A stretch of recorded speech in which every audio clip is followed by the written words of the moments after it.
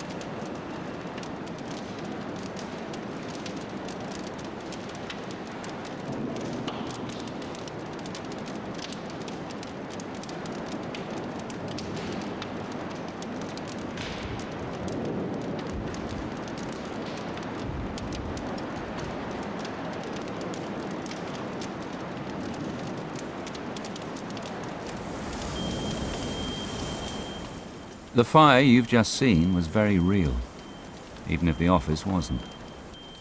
It involved materials which are typical of many offices. No special effects were used, and you saw everything in real time.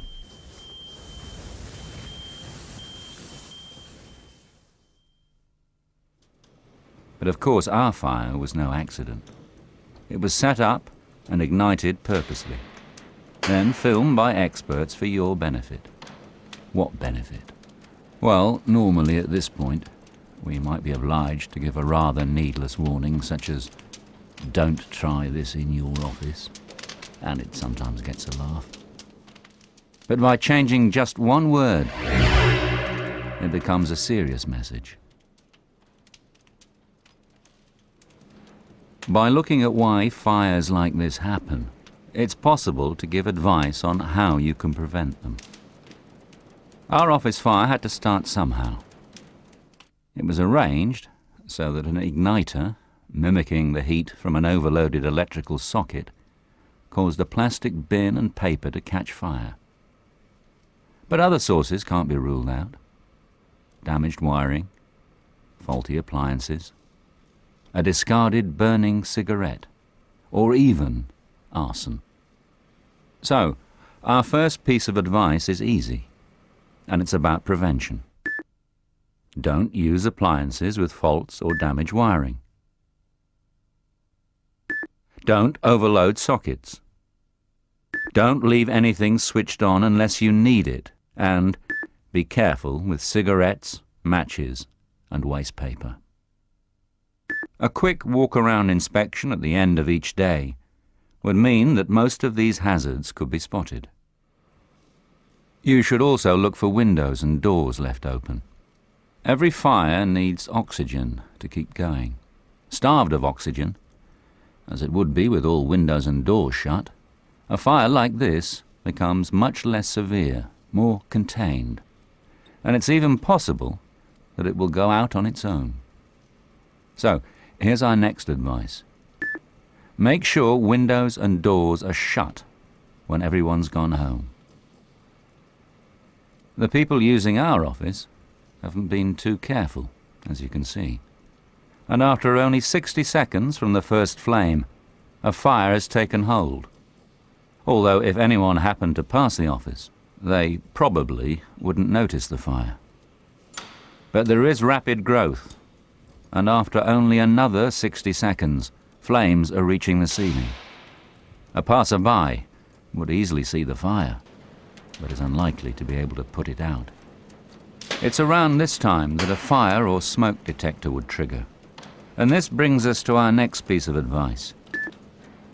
Make sure your office has detectors installed that not only have an alarm, but which are part of an automated system which calls the fire brigade.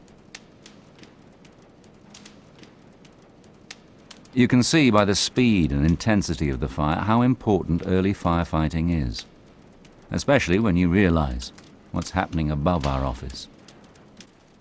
Flames have penetrated the ceiling tiles into the void above, where there may be other materials which could transmit the fire.